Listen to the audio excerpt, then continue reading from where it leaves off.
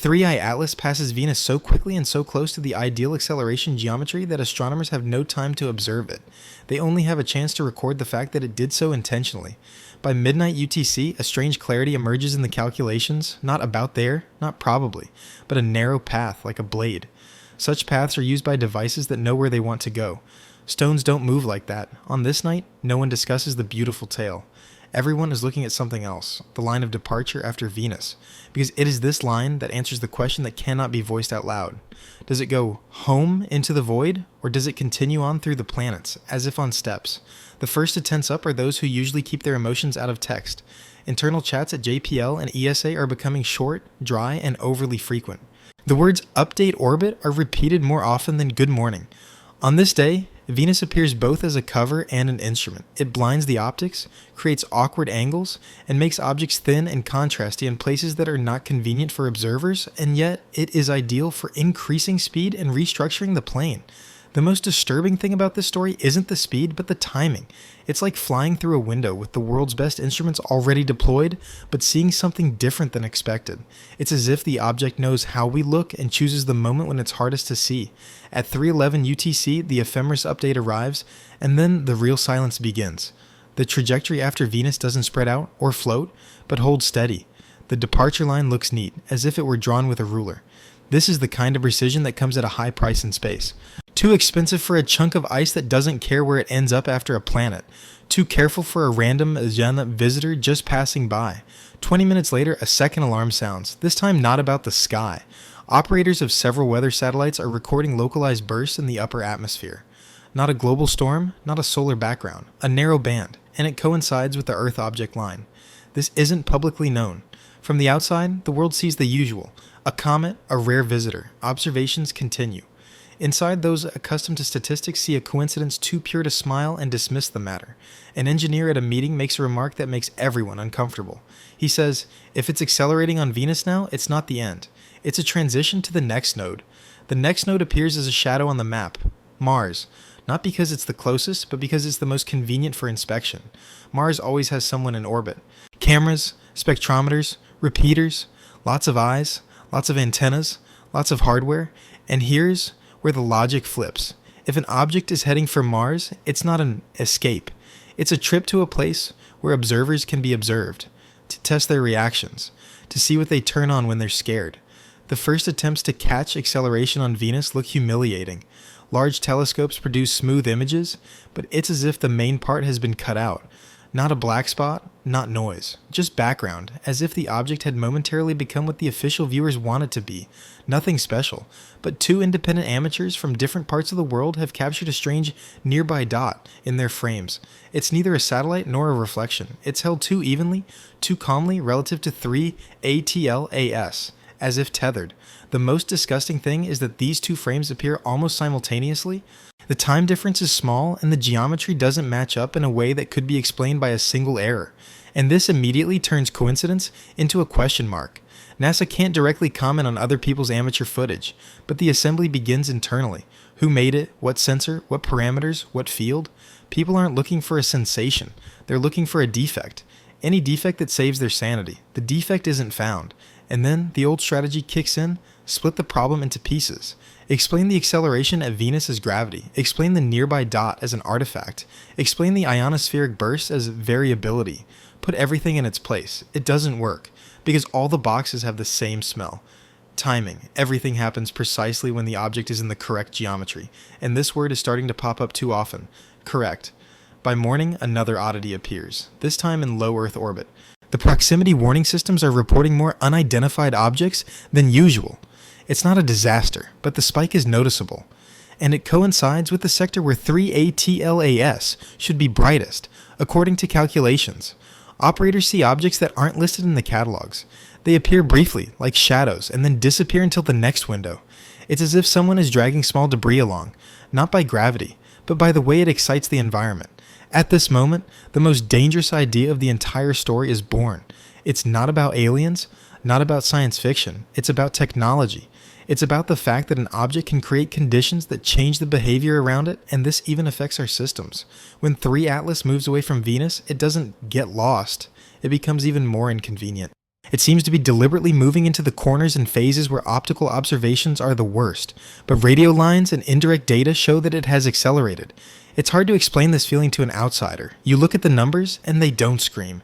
They're calm, they're cold, but that's precisely why they're scary, because calm numbers are the result of control, not chaos. By the evening of January 5th, 3 lines appeared side by side in a single table, a refined acceleration at Venus, a trajectory that gracefully grazed the Martian sector, and a forecast for the next window, which would again be too convenient for Earth observation. From this point on, the story ceases to be about the flight. It becomes about the route, and the route looks as if someone is navigating our system not as a tourist, but as an engineer checking the nodes that make the most sense. And now, the main thing. If this is indeed the route, then Venus wasn't the last stop. Venus was the pedal. The next planet will be the rudder. At this point, Mars becomes less of a planet and more of a trap for lies, because the iron orbiting it records telemetry without emotion. The orbiters aren't impressed, they simply record. If 3ATLAS is indeed performing a maneuver, it can't be hidden completely. You can blur the image, you can delay the press release, but it's difficult to misinterpret a dozen independent sensors. The first thing that goes off isn't the camera or the spectrograph, it's the radio link. There's a brief dip in connection quality on one of the frequencies, as if someone had briefly placed their hand on the antenna. This happens on Mars, but not like this. It's not exactly at the moment when the object should be passing through the section where the geometry provides the highest probability of intersecting the communication beam. The second triggering occurs 9 minutes later. The plasma sensor detects an anomalous roughness in the environment. Not a storm, not a solar flare, but a narrow ridge that looks like the result of a process, not a random occurrence. And here's where the nasty math begins. 2 different devices, different orbits, different channels, and the timing is so coincidental, it's as if someone pressed the test button to see how quickly we'd notice. No one says this out loud on official calls. There, words like correlation, filtering, and calibration are heard, but in the side chats, other words pop up, simple and dangerous. He's touching the environment. The strangest thing is that 3 Atlas doesn't exhibit the usual cometary stupidity. There's no breakdown in the predictions, no chaotic tale complicating everything. On the contrary, everything is becoming clearer as if the object has stabilized. At 0602 UTC, a new orbit arrives, and it feels like a choice, not a consequence. The departure after Venus is reconfigured so that on its path to Mars, it passes through windows, where observation is difficult, but measurement is possible. This is the key conflict. Optics is blinded by geometry, while telemetry sees too clearly. It turns out that nothing special can be publicly shown, but inside, numbers remain that cannot be unseen. A forecast of the approach to the Martian communications node appears on the screen. The distance isn't catastrophic by cosmic standards, but it's too precise. And most importantly, the time window coincides with the scheduled data transmission session. A scheduled session can be rescheduled, and it is rescheduled. But rescheduling only makes things worse, because after the rescheduling, another session, another apparatus, another frequency accidentally coincides. It's as if the object is adjusting to the very fact of our maneuver. At this point, people begin to act not as observers, but as participants. They change schedules, hide frequencies, and shorten windows, and each time 3ATLAS ends up where it shouldn't be. By midday, it becomes clear this is no longer a debate about the comet's nature. It's a debate about who's reading whom. We're trying to read it by its glow, but it seems to read us by its activity, and that's when a new detail appears that can't be dismissed as an artifact. A point source, the very same false star, is once again detected near the object, but this time it persists longer. It doesn't bounce around like garbage. It doesn't follow the satellite's orbit. It seems to hang in the tether, maintaining the same relative position as if bound to 3ATLAS by rigid geometry. Astronomers have dozens of boring explanations for the dots, glare, pixels, cosmic rays, but none of them explain the most important thing, why they can be seen with different instruments in the same window. Within NASA, the discussion immediately splits into 2 camps. The first says, it's the tail, the density, the dust knot. The second responds, the dust knot isn't holding its position very well and isn't returning as scheduled. And while they argue, something quiet happens. Something that doesn't usually make it into legend. Someone picks up an old technique used for tracking spacecraft and applies it to the comet. That is, they begin to treat the object as a controlled system. Without admitting it publicly, they simply want to see if forecast errors will decrease. And they do. This is the moment when fear becomes mathematics. Because if the controlled model provides the best prediction, then the behavior contains an intention or an algorithm, even if it doesn't resemble a human one. By the evening of January 6th, another symptom appeared on Earth, almost a common occurrence. Several LEO satellite operators noted an increase in false approach alarms, but now with the same timestamp. They attribute it to a software update, trying to chalk it up to noise, but the imprint coincides with the sector where the Earth object line is most straight, as if someone is sending out a pulse and watching how we react. It doesn't feel like an attack, it feels like a test, like when you knock on a wall and listen to where the void is and where the supporting beam is. Only here, the wall is the atmosphere and orbits. The most annoying thing is that after each such window, 3 Atlas behaves more calmly. Not quieter, not weaker, but more stable. It seems to complete our reaction map and stops making unnecessary movements. At the morning meeting on January 7th, one of the analysts uttered a phrase that would later be whispered, "It's not accelerating chaotically, it's accelerating in a way that we can see." The point here is devastating. It's not that he can accelerate, it's that he chooses acceleration as a signal, as a demonstration of control, as a small "I'm here," which can't be refuted but can be silenced. By this time, the ESA has its own independent calculations, and they agree with the American ones in a key way. The next step of the route might not be Mars, but Earth again, but from a different angle and with a different goal. Not a return like a comet, but a turnaround like a spacecraft that has placed a point on the map and is now heading to the next point, using the planets as springboards and observation as navigation. That's why Venus is so important. It gave him speed, and most importantly, it gave him choice. After Venus, you can retreat into the shadows. You can disappear. But 3 Atlas chooses a path that once again crosses the zones where we are most noisy. This is what breaks the peace. If it wanted to hide, it would have. If it wanted to fly past, it would have. Instead, it reappears where it's easiest to analyze, but hardest to photograph beautifully. At the end of the day, another recording appears.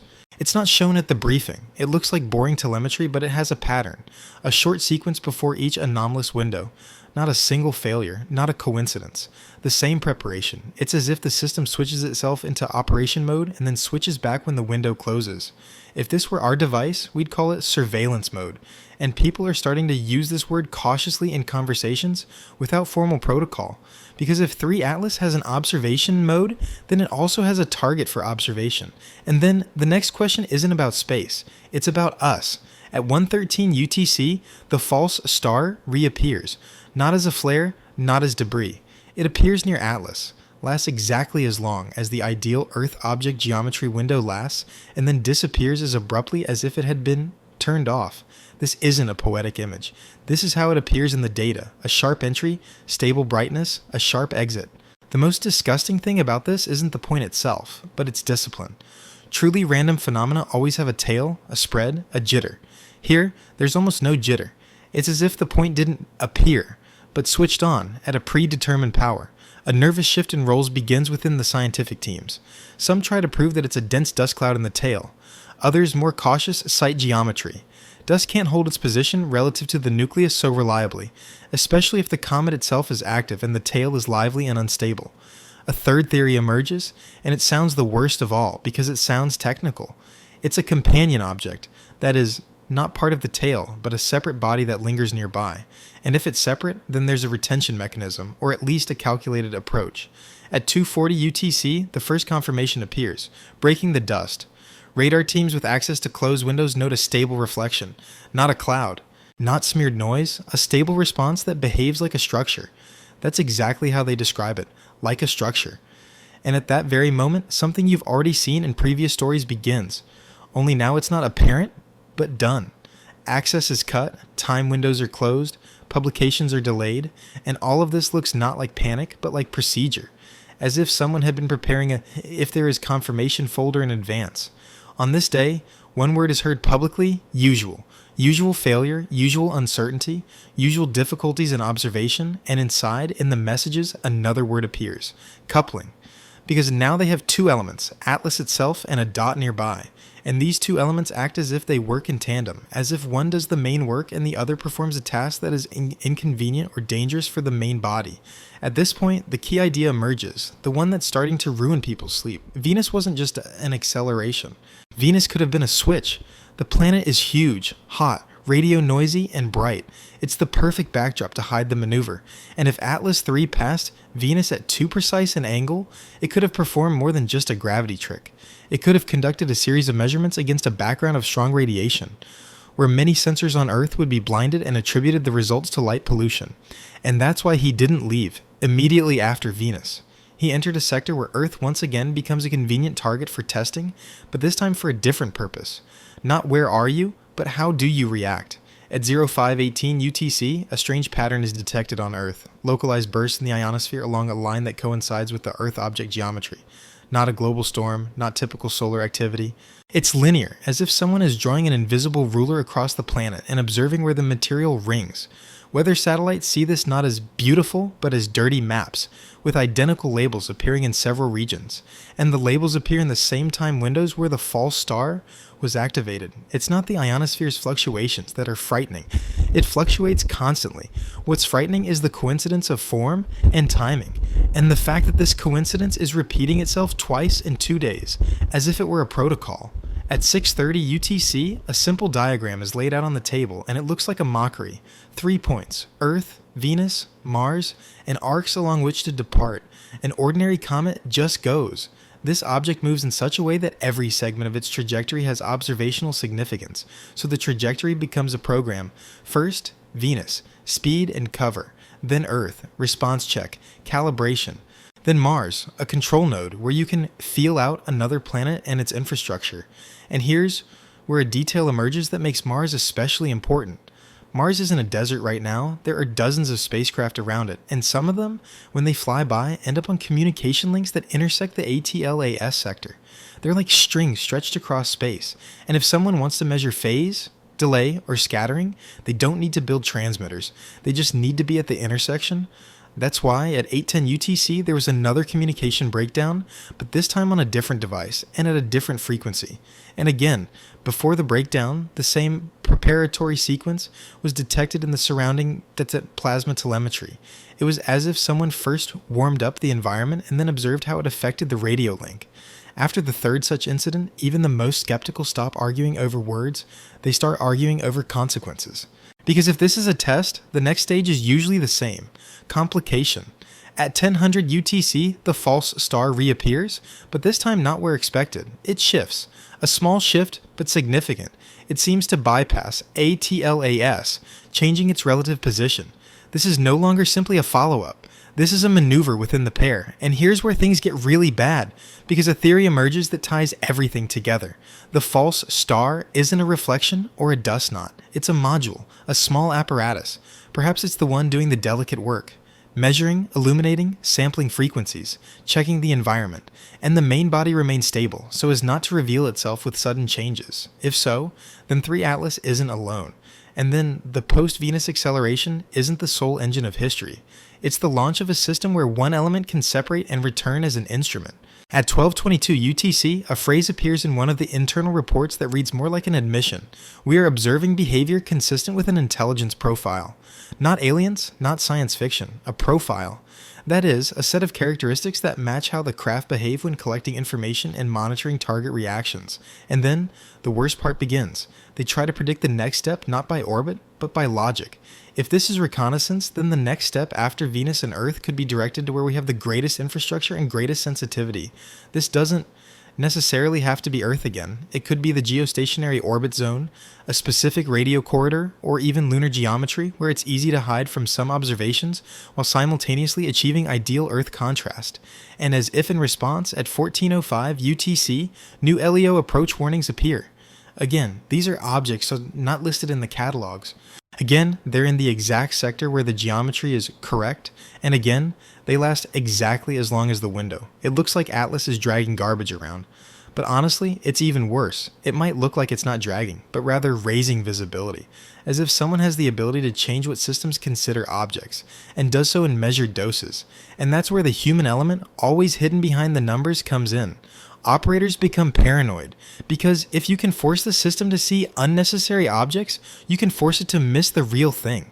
And then the whole orbital security turns into a game where you are not sure that you are seeing reality and not a picture. By the evening of January 7th, the main thing became clear. The acceleration after Venus wasn't the last. It was a learning experience. It demonstrated that the object is capable of changing its parameters, and it demonstrated that it does so at moments when it's most informative. That is, the next acceleration will not be for the sake of trajectory, it will be for the sake of effect. And that's why on the morning of January 8th, they decide to do the one thing that's forbidden in normal science, but normal science doesn't even have such objects. They decide to conduct a blind experiment. The idea is simple. Don't observe it on schedule. Don't lay out windows, don't coordinate schedules, don't put major observatories in the same time zone. On the contrary, throw everything into chaos. Let each instrument work in its own way without knowing the other's points, and then compare where the anomalies coincide. This seems like a mature, cold idea. If Atlas adapts to our coordination, then deprive it of that coordination. See what's left. At 3:40 UTC, silence mode begins. The goal isn't just to disperse surveillance, it's to leave no trace. Fewer emails, fewer open requests, fewer public warnings. The fewer signals of intent, the less, they hope, the target will have to change its behavior. But there's a problem they're trying not to mention. In a world of satellites, robotic telescopes, and data networks, silence no longer exists. We ourselves are luminous, our radars, our link sessions, our frequencies, our telemetry. We leave more clues than we realize. And if someone is truly capable of seeing the structure of a system, they don't see tweets and press releases. They see electricity, a network, and movement. The first hours of the blind experiment seem successful. A couple of amateur groups produce normal images without a false star. One radio instrument detects noise, but without a consistent response. A feeling arises within me that perhaps this was all simply a confluence of factors, and it is at this moment when confidence is just beginning to return that Atlas does what most closely resembles an answer. At 05:07 UTC, the false star appears not near the core or in the usual sector. It appears where it shouldn't be visible at all. There's too much light pollution there. The geometry is awkward. The sighting lines for most instruments are poor, and it appears precisely in a single window, where it can be accidentally picked up by two independent amateur points that weren't involved in any coordination. It's important to understand this correctly. It's not simply elsewhere. It's as if the object is checking. Did you really destroy the network? Or do you think you did? But I still know who's watching and when. And then it becomes clear. The blind experiment didn't blind him. It blinded us. Because in the chaos of schedules, we lose synchronicity. We lose the common window. We lose the ability to quickly compare. And if the subject chooses this very moment to do the strangest thing, they do it in a field where we ourselves have removed our instruments of control. At 5:20 UTC, confirmation arrives like a punch to the gut. A stable reflection is once again detected on one of the closed radar channels, but now it splits into two for a split second. Not two objects in the classic sense, but two stable reflection centers, as if the reflecting structure momentarily changes orientation or incorporates a different element. The most frightening thing here isn't even the split. The most frightening thing is the pattern's repetition. It's exactly the same shape as the day before, as if it weren't a coincidence but a standard operation: turn on, hold, switch, turn off. At 6:10 UTC, one of the analysts wrote a phrase that would later become a quote in a closed report: "We're not observing an event, we're observing an interface."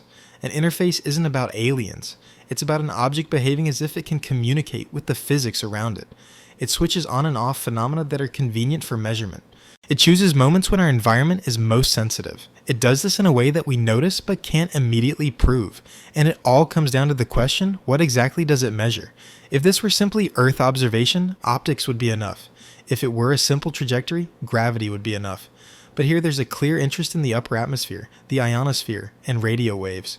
This means it's not the continental contours that matter to it, but how the planet behaves as an electromagnetic system. And at that moment, a theory emerges that sounds rational, and therefore even more frightening. Atlas doesn't just observe. It calibrates itself to our environment, so it can operate more accurately in it.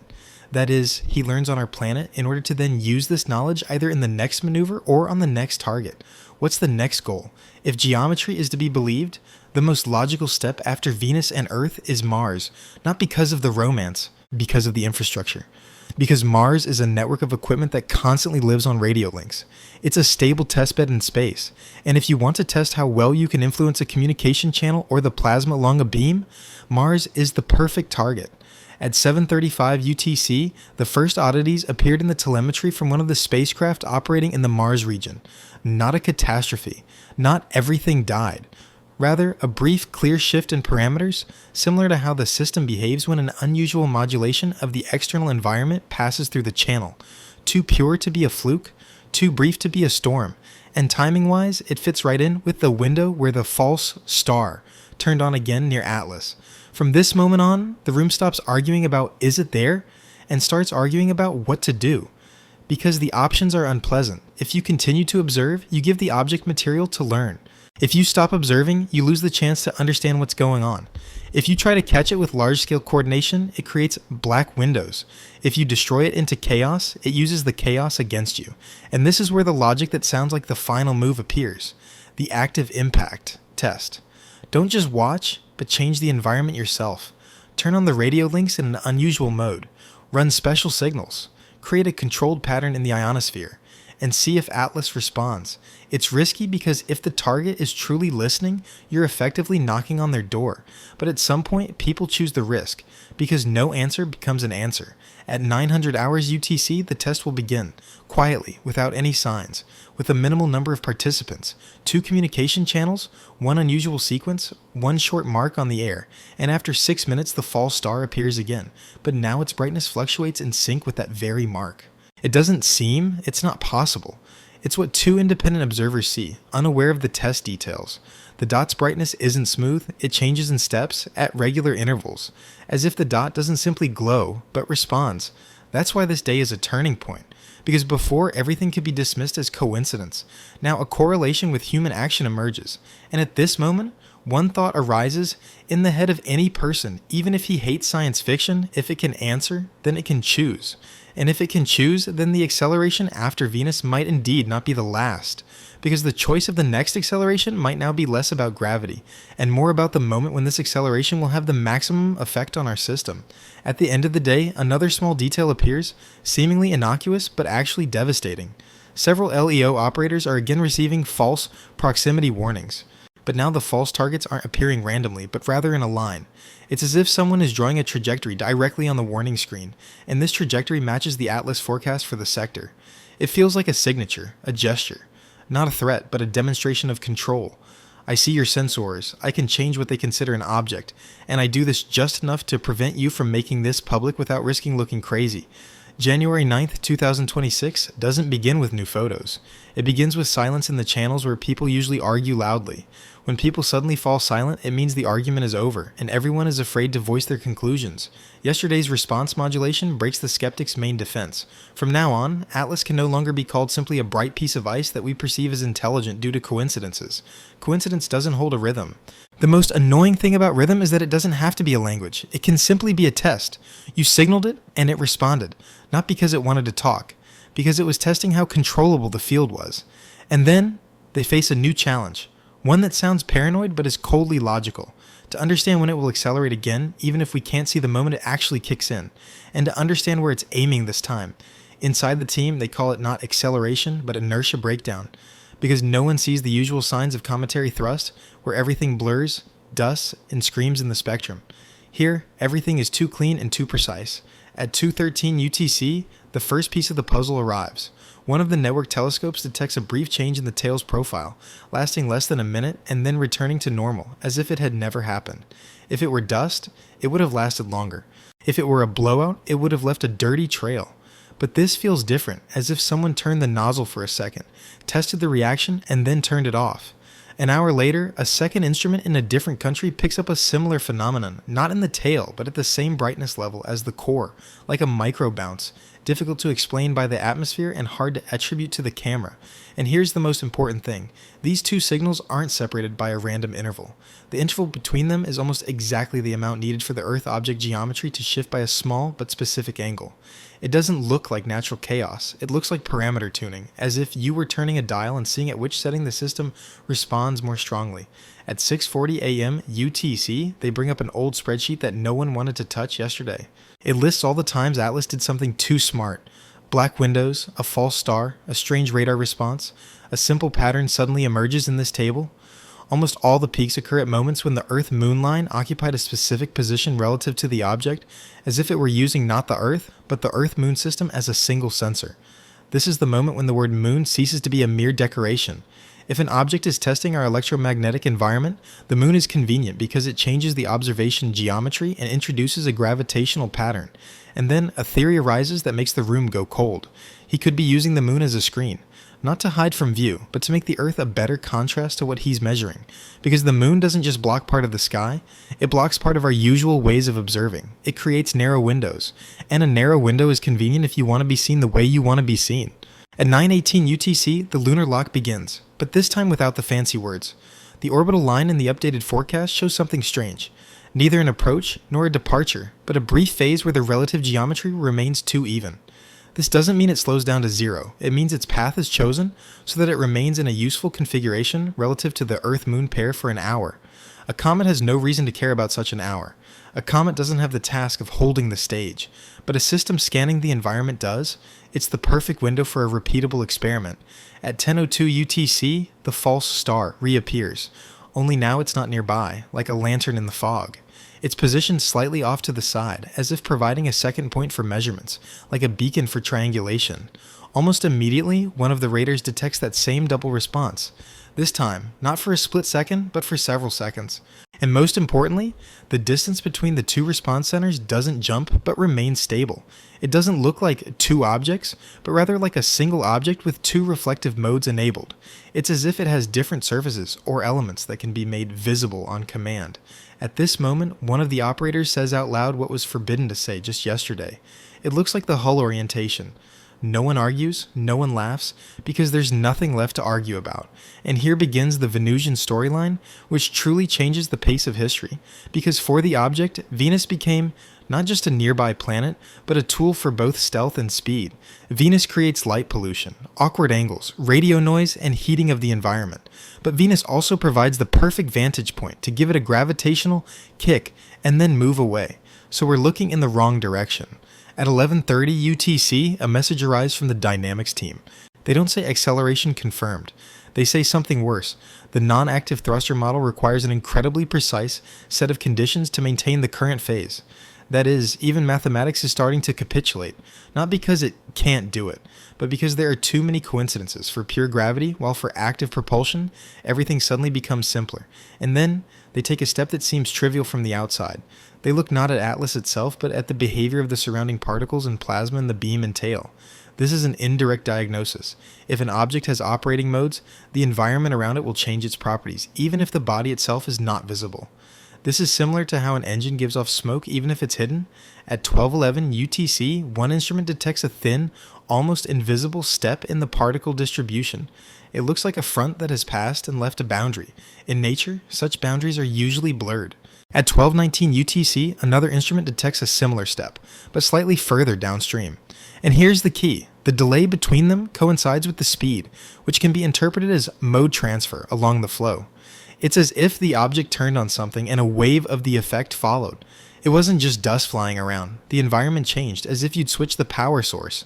From this point on, a Venusian leap becomes possible again, because acceleration can be done not only abruptly, it can be prepared so that everything appears as usual on the outside, while the system is already functioning internally.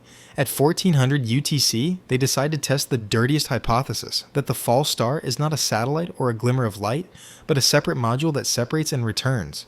If it's a module, it should have its own dynamics, even if only microscopic. It shouldn't hold together perfectly sometimes, but it does, and it holds together too well.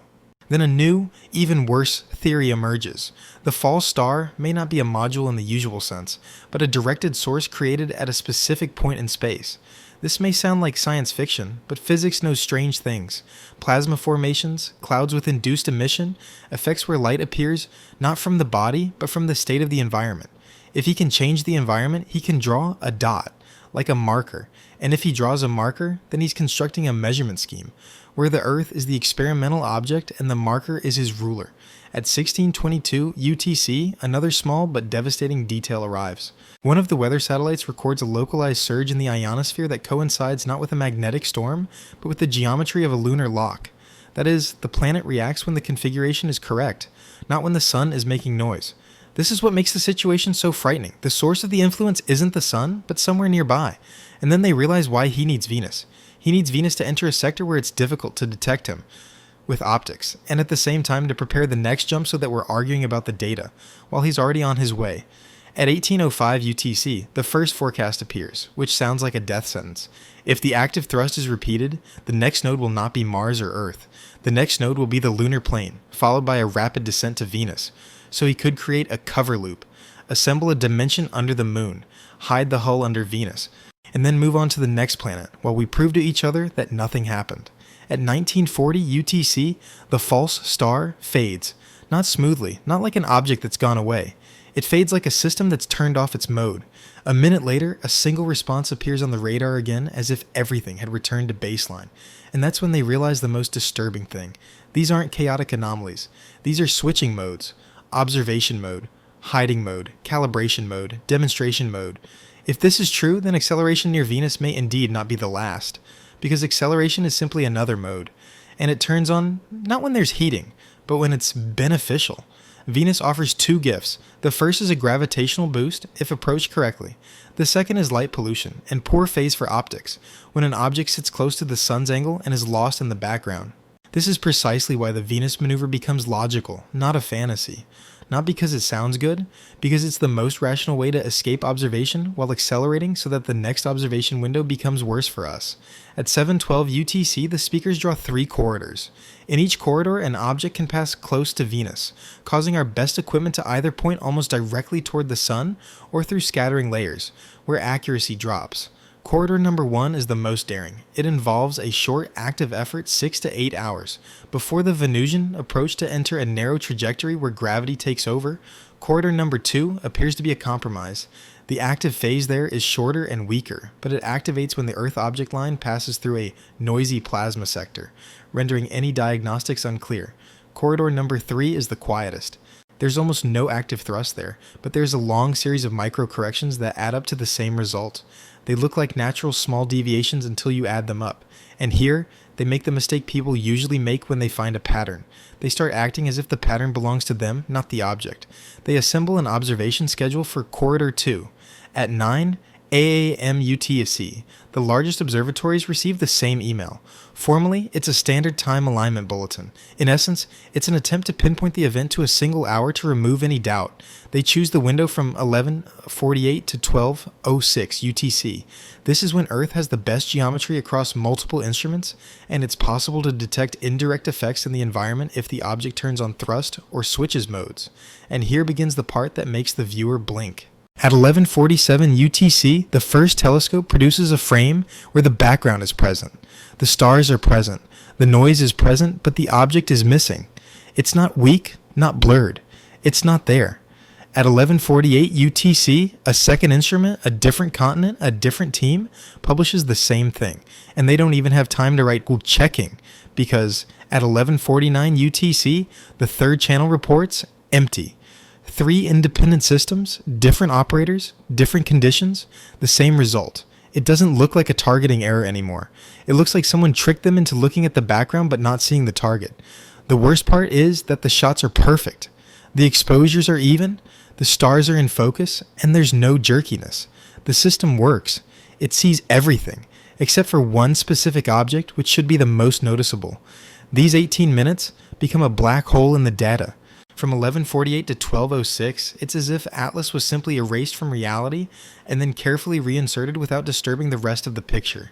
At 12:07 UTC, the object reappears. Not gradually, it returns as if someone removed a filter. And the first thing people see isn't the shape or the tail, they see a shift. The shift is small, but it can't be explained by a single error. Essentially, the object emerges from the black window in a different position relative to the calculated line. Not where it should be. It was at this moment that a phrase rang out in the room, causing everyone to stop talking. He waited out our synchronous hour, because the black window coincided not just with geometry, but with their attempt to pin him down to the same hour. Next, they check what they don't like to check. They check what happened in the telemetry during those 18 minutes, not in the scientific data, but in the service data, where they usually look for electronic failures. And the telemetry doesn't look like a random interruption. It looks like a consistent sequence of states, almost like a pre-recorded shutdown script, politely, without a crash, without hysteria. The most frightening thing is that the sequence repeats an earlier pattern that once coincided with a false star. This means this isn't an isolated glitch. It's the same pattern. While official channels are preparing a careful statement, something else begins to emerge in a closed chat. This time, military radars aren't completely losing the object. They're seeing a reflection, but it's behaving differently. At 11:53 UTC, exactly in the middle of the black optics window, the radar detects a double response, and the distance between the centers of the response changes, as if the object is turning and reconfiguring. This isn't a dust cloud. Dust doesn't rearrange itself in seconds. It's more like a housing with elements that can be rotated, retracted, turned on as reflectors, and then turned off again. And as if that weren't enough, at exactly 12:02 UTC, a false star appears. Only now, it doesn't shine constantly. It blinks in a rhythm that matches the very same modulation packet people were using yesterday. There's silence in the room again, but a different kind. It's not the silence of "we don't understand," it's the silence of "he hears," and it finally becomes undeniable. After the black window, they take the only sensible step. They stop trying to observe it as they would a comet. They start observing it as they would a system that selects viewing conditions. They're constructing a map of the safe angles where he most often disappears from view, and this map fits the Venusian sector too beautifully, as if the planet weren't a target, but a curtain he knows how to close. At 14:20 UTC, a calculation comes in. If it is now already in corridor 2, then the Venusian acceleration will occur in the next 24 to 36 hours, and after it, the object will move at such a speed that our tracking window will become an order of magnitude worse. And here's where another thing comes in, which really gets on my nerves. At 15:03 UTC, operators in low orbit are recording a surge in warnings about approaching objects, not listed in the catalogs. This doesn't look like ordinary debris. It appears as a brief belt of small objects that only appears when the line of sight passes through a specific sector associated with the ATLAS trajectory. If it's a coincidence, it's too neat. If it's not, it raises an unpleasant thought. He's not just flying alone. He might be leaving behind a trail of structures that appear and disappear, as if they were being switched on. At 16:40 UTC, one amateur photographer posted a video taken with a regular camera through a telescope. The official footage at this time is again smooth and empty. But in his video, a dot flashes briefly against the background of stars. The dot doesn't move like a satellite. It stays relative to the object, then suddenly shifts and disappears. And then, the exact same frame appears to someone else on another continent, and this is the final straw.